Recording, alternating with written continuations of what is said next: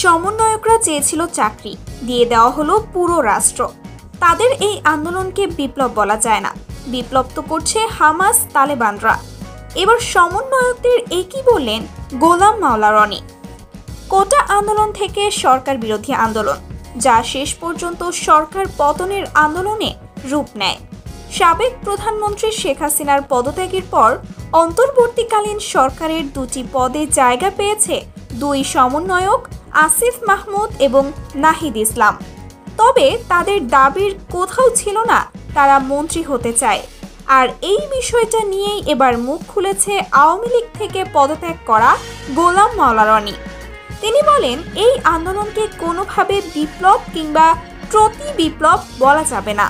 বিপ্লব কোনো একটি নির্দিষ্ট লক্ষ্যে হয়, যেমনটা হামাস তালেবান করেছে, যেমনটা করেছে নেলসন ম্যান্ডেলা। আমাদের দেশের মধ্যে যদি বলি তাহলে বলবো গণজাগরণ মঞ্চ, যারা দীর্ঘ 1 বছর লড়াই করেছে। মাত্র 1.5 মাস আন্দোলন করে কোনো কিছু হাসিল করাকে বিপ্লব বলে না। সমন্বয়করা প্রথমে যা চেয়েছিল তা তো পেয়ে গিয়েছিল। তাদের আন্দোলনের কোথাও ছিল না তারা ক্ষমতা চায়, তারা চেয়েছিল চাকরি, দিয়ে দেওয়া হলো রাষ্ট্র। তাদের দুজন প্রতিনিধি এখন দেশের বড় বড় কর্তাদের পরামর্শ দেয়। তাদের আন্দোলনের দাবি তো এটা ছিল না।